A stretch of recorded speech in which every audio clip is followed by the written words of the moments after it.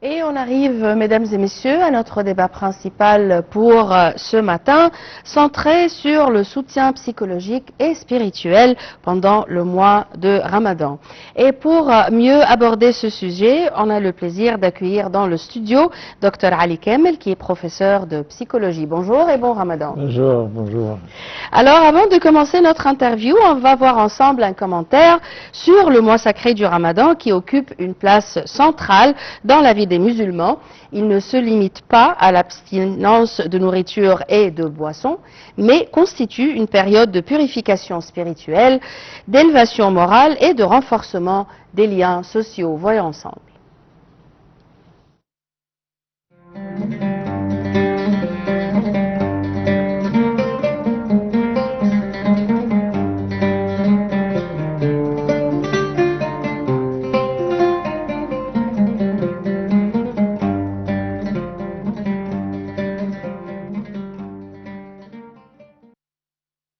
Le Ramadan est avant tout un acte de foi ancré dans la tradition islamique puisqu'il commémore la révélation du Coran au prophète Mohammed, paix et bénédiction sont sur lui. Cette dimension spirituelle est renforcée par Laylat al-Qadr ou la nuit du destin, une nuit considérée comme meilleure que 1000 mois durant laquelle les prières et les supplications sont exaucées. Le jeûne qui s'étend du lever au coucher du soleil vise non seulement à éprouver la résistance physique, mais aussi à éduquer l'âme à la maîtrise des désirs et à l'introspection. Il constitue ainsi une forme d'adoration qui rappelle aux musulmans la nécessité de cultiver la piété et la gratitude envers Allah. En plus de sa signification spirituelle, le Ramadan est un moment de cohésion sociale et de renforcement des liens familiaux. L'un des aspects les plus marquants de cette période est Al-Iftar, ou le repas de la rupture du jeûne, qui réunit les familles et les proches dans une ambiance chaleureuse et conviviale. Les pratiques religieuses prennent une importance accrue durant ce mois béni.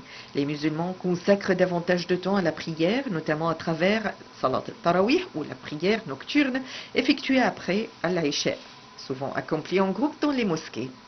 La récitation du Coran occupe également une place prépondérante et nombreux sont ceux qui s'efforcent de compléter sa lecture intégrale avant la fin du mois. Ces actes de dévotion permettent aux croyants de renforcer leur lien avec Allah et de trouver une sérénité intérieure. Sur le plan psychologique, le jeûne impose des changements significatifs dans les habitudes alimentaires et le métabolisme. En définitive, le Ramadan ne se limite pas à un simple exercice de privation, mais représente un véritable parcours spirituel et moral.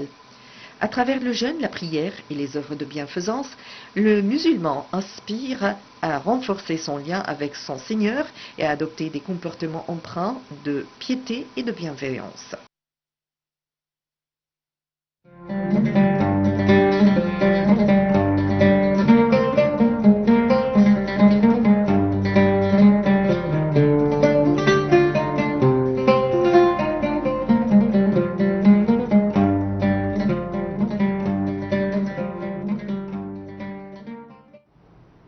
Et pour mieux parler de ce sujet, on revient à notre invité au studio, Dr Ali Kemel, qui est professeur de psychologie.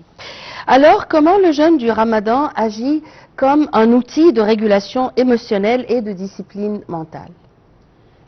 Eh bien, la question elle est très importante parce qu'en fait, il y a trois éléments ou trois axes pour essayer de comprendre.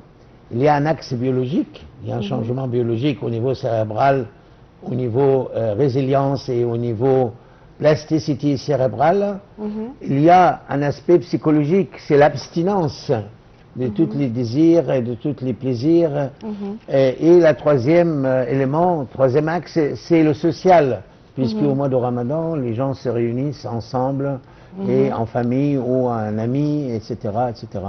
Donc ces trois axes sont les sources de l'axe principal, c'est l'abstinence de plaisir, de désir, et on remplace, si vous voulez, la nourriture matérielle par la nourriture spirituelle. Si on peut résumer ça comme ça, mais le but c'est d'aller vers la dévotion et vers la piété, puisque dans les versets coraniques, qu'on connaît. Ya ayyuhallazina amanu kutiba alaykum siyam. L'idée, c'est la piété, pour arriver à la piété, à la dévotion. Hein. Donc, c'est très très important que l'être humain qui est envahi par les choses matérielles puisse avoir un regard spirituel, et ce regard spirituel est lié psychologique aussi, puisque le Coran a souvent parlé de psyché. Et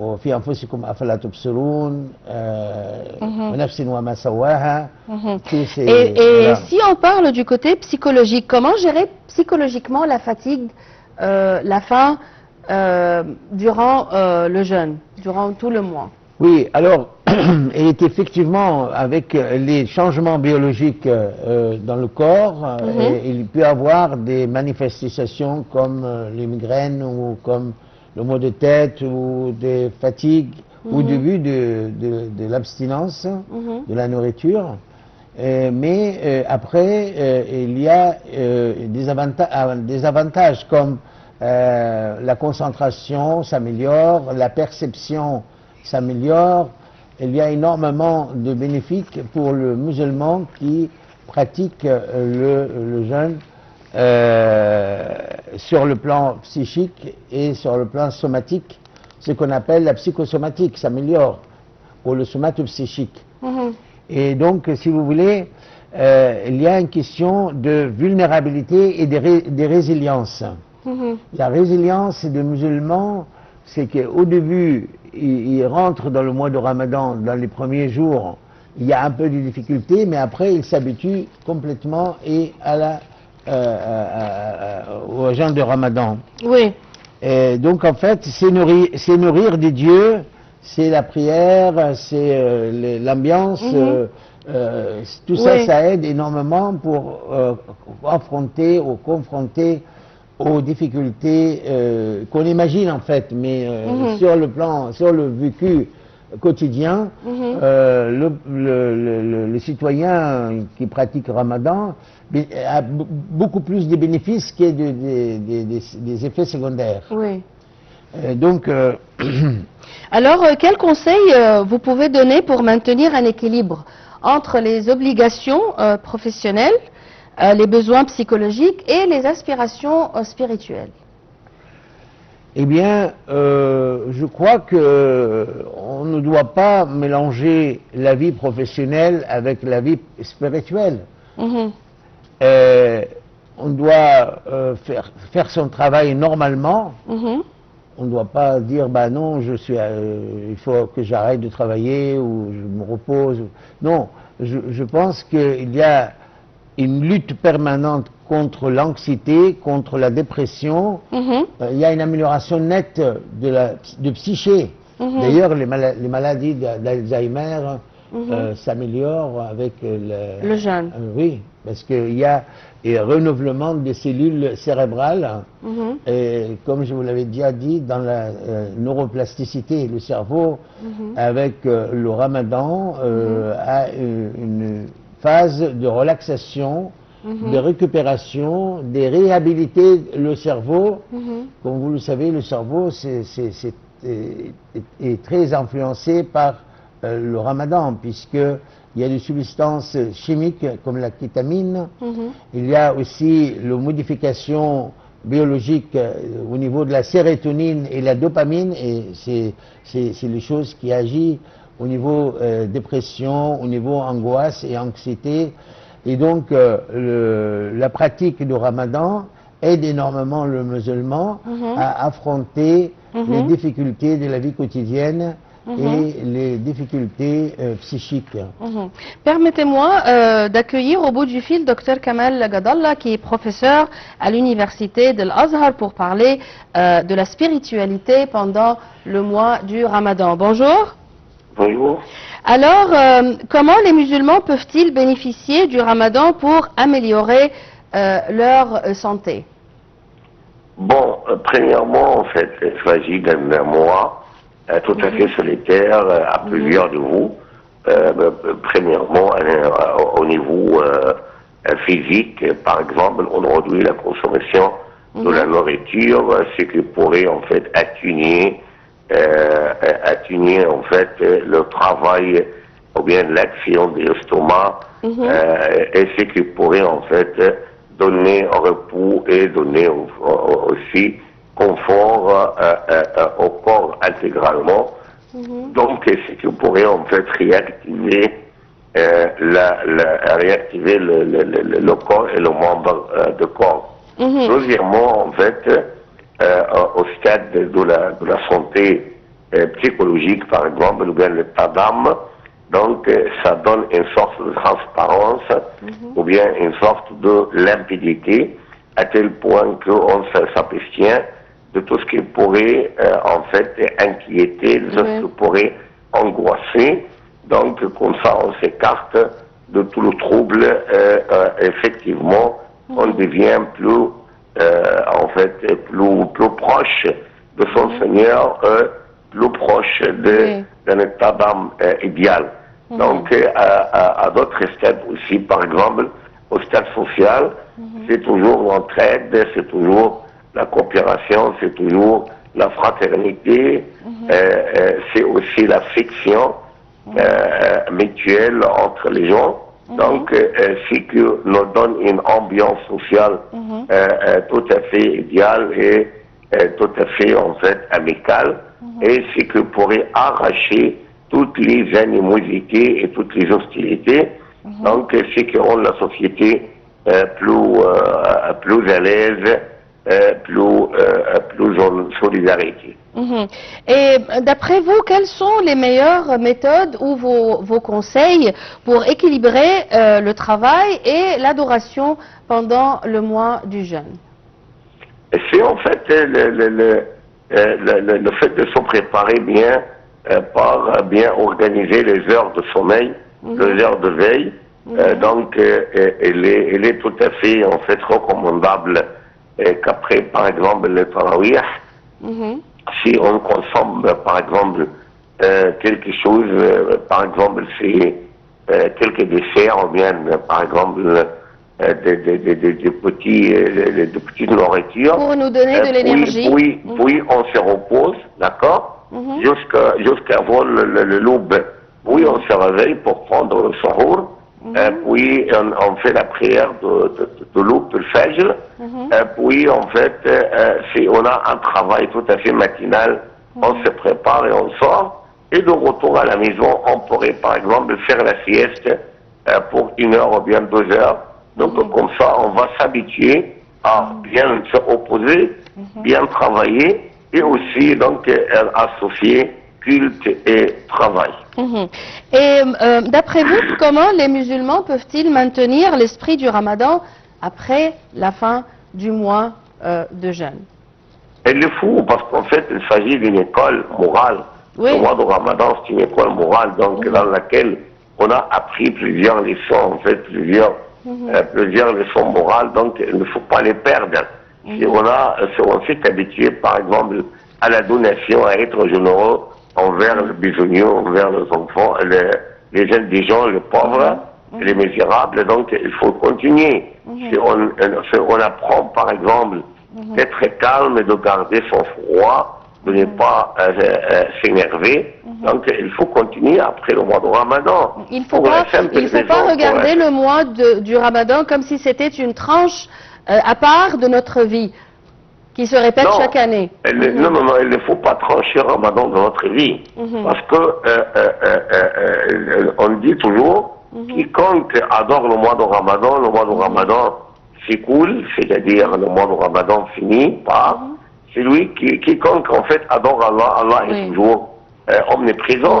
Donc on a appris de telles leçons, premièrement pour Allah, deuxièmement pour notre société et pour notre bien-être en tant qu'individu. Donc pourquoi perdre en fait des choses qu'on a déjà appris? On a appris, ce n'est pas d'une façon simple, mais on a appris grâce à la patience et à la persévérance. Donc comment perdre? Donc c'est une grosse perte ici on s'arrête à faire les bonnes actions après le mois de Ramadan. Oui, docteur Kamal Gadallah, vous êtes professeur à l'université de l'Azhar. Merci beaucoup pour vos éclaircissements. Et on continue notre interview avec docteur Ali Kamel. En quoi les pratiques spirituelles comme la prière, la médiation, la lecture du Coran se rapprochent des techniques de pleine conscience utilisées en psychologie moderne? Eh bien, effectivement, nous avons beaucoup de théories, comme la théorie des pleines consciences, et on a aussi ce qu'on appelle la thérapie cognitivo-comportementale. Eh bien, la thérapie cognitivo-comportementale, elle n'est pas comme la psychanalyse, parce que dans la psychanalyse, on utilise des termes comme l'abstinence. Oui. Entre le thérapeute et le citoyen qui demande une psychanalyse. La relation psychanalytique elle est basée sur le transfert, les contre-transferts, et le thérapeute doit être abstinent vis-à-vis des désirs du citoyen. Donc, toutes ces technologies modernes a son efficacité le rendre beaucoup plus populaire que la psychanalyse. Parce que la psychanalyse prend beaucoup de temps. Alors que la thérapie cognitive comportementale et le plein de conscience, c'est dans des séances courtes, c'est-à-dire une dizaine de séances ou une vingtaine de séances, on arrive à faire des modifications du comportement. Comme vous le savez, la croyance ne change pas. Oui. C'est-à-dire que la croyance, c'est quelque chose de stable. Alors que le comportement, il est modifiable. On peut modifier le comportement. C'est la raison pour laquelle nous avons vu en psychologie de l'enfant et de l'adolescent et pour les personnes âgées qu'il est possible de modifier le comportement. Également les toxicomanes, ce qui est dans la toxicomanie du café, de l'alcool, du tabac, de médicaments, tous ces toxicomanes qui sont habitués à prendre des doses quotidiennes pour pouvoir continuer leur vie, va être modifié avec la thérapie cognitive comportementale à travers l'abstinence. Oui. Donc le mot-clé ici, c'est l'abstinence et consacrer son temps pour la volonté du Dieu, de la prière, toutes ces ambiances spirituelles, et met les personnes à un état psychique entre guillemets normal, c'est-à-dire normaliser les relations entre soi-même, c'est-à-dire que c'est un exercice de contrôle de soi-même. C'est ce qu'on appelle chez les musulmans jihad nafs. Oui, il y a aussi le burn-out, pas seulement durant le jeûne. Comment éviter la pression de la performance spirituelle qui peut nous mener à un épuisement psychologique vraiment majeur quand on veut faire tout à la perfection? Vous savez, le burning out, c'est pas un diagnostic vraiment sur le plan classificatoire au niveau mondial, c'est-à-dire le DSM-5. 5 et DSM-5 n'a pas mis burning out comme diagnostic. Il a mis l'anxiété, l'angoisse, la dépression, les troubles de la personnalité, etc. etc. Donc, si vous voulez, on peut dire qu'il y a une régulation de l'humeur, et au lieu de donner des médicaments qui agissent sur l'humeur, on peut considérer que l'abstinence au moment du Ramadan fait ce travail psychologique, si vous voulez. Et donc, il faut aussi considérer que le mois de Ramadan améliore la dépression, améliore l'angoisse, l'anxiété, met la personne à un état de relaxation, comme vous l'avez bien dit, en méditation. C'est un contrôle de soi sur soi. C'est-à-dire, c'est une forme de métacommunication interne. Il faut dire aussi que le Ramadan, pour les musulmans, c'est une forme qui a été aussi, c'est pas nouveau pour tout le monde fait le jeûne, c'est-à-dire les chrétiens font aussi le jeûne, etc.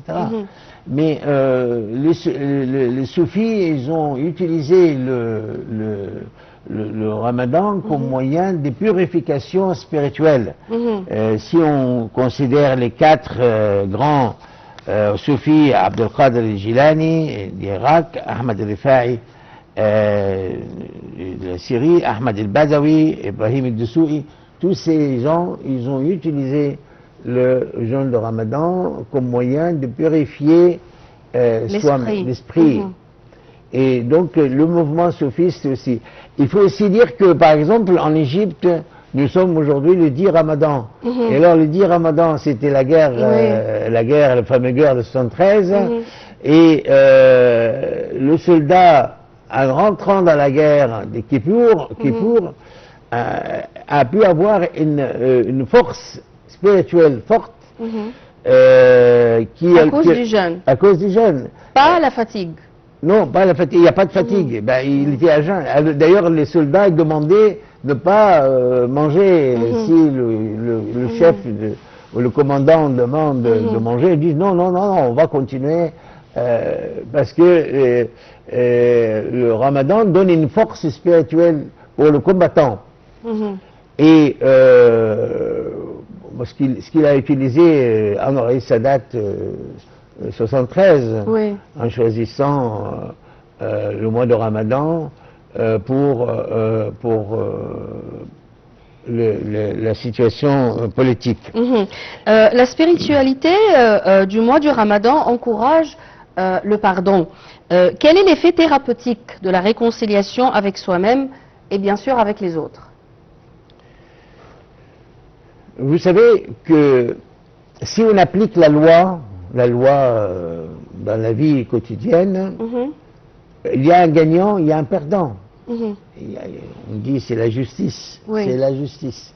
Mais il y a quelquefois des méfaits de la justice, ou l'injustice de la justice. L'injustice de la justice. Il y a beaucoup de gens qui font beaucoup de procès aux tribunaux, etc., etc. Et ils sont toujours en difficulté puisqu'il n'y a pas de résultats positifs. Alors que réconcilier et pardonner, c'est quand même thérapeutique pour tout le monde. C'est plus facile de pardonner. Mais le fait de pardonner n'est pas tellement facile pour tout le monde. Oui, mais l'islam aide dans ce sens-là parce qu'il y a beaucoup de versets coraniques qui parlent wa sulhu khayr.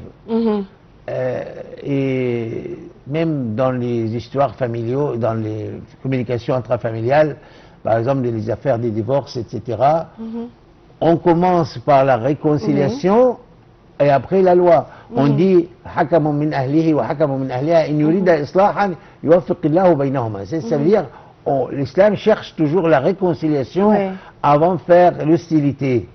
Donc réconciliation d'un côté et hostilité de l'autre, c'est la réconciliation qui gagne.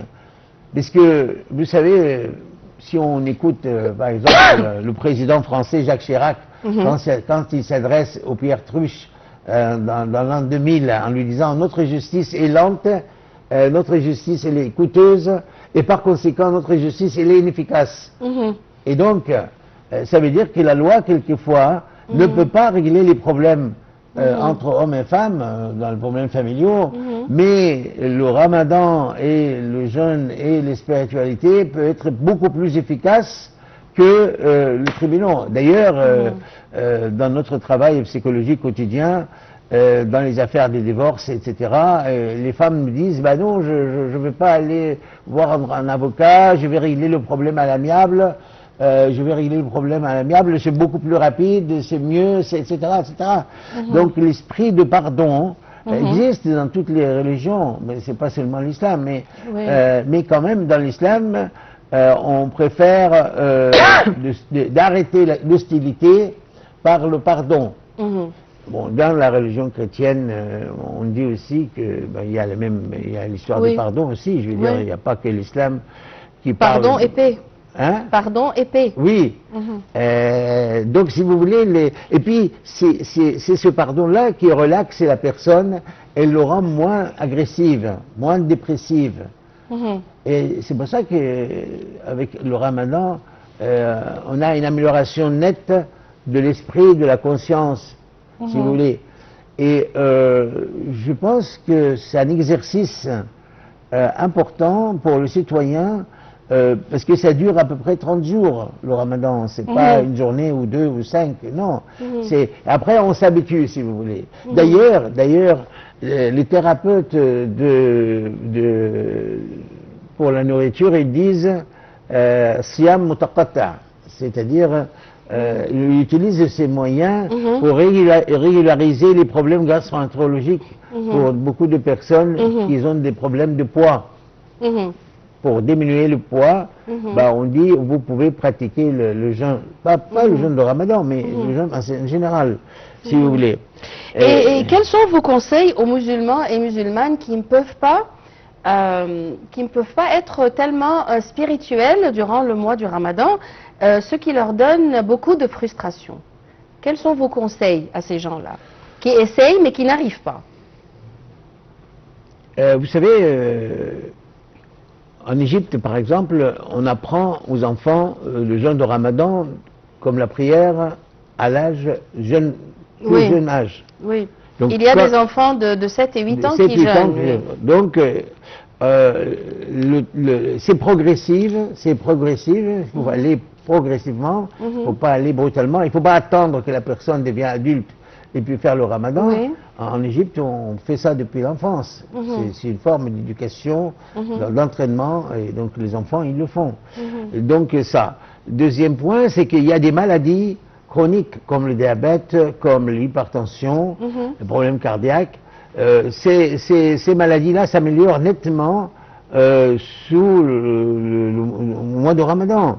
Et donc il y a une association en Égypte qui aide à l'université du Caire, Qasr Aini, pour le Ramadan. Dr Inas Chaltout, elle fait pas mal de conférences et des réunions avec les psychiatres, les psychologues, etc. pour dire est-ce que vous pouvez continuer votre Ramadan ou vous ne faites pas le Ramadan. Par exemple, les diabétiques qui sont sous insuline, quelquefois, on dit bah c'est pas bien de faire le Ramadan. Les malades qui ont ce qu'on appelle une hypoglycémie, les médicaments antidiabétiques, quelquefois, l'hypertension artérielle. Pourquoi l'hypertension artérielle monte très vite? Parce que la personne, psychiquement, il est nerveux, il est déprimé, il a des troubles de la personnalité associés. Et quand on le pratique, le Ramadan, il s'améliore nettement sans médicaments. Donc, si vous voulez, ceux qui ne peuvent pas faire le Ramadan, on peut les conseiller d'aller progressivement et non pas aller d'une manière brutale. Et on termine notre interview, mesdames et messieurs. Maintenant, c'est le président Abdel Fattah el-Sisi qui effectue la prière du vendredi à la mosquée Al-Mouchir.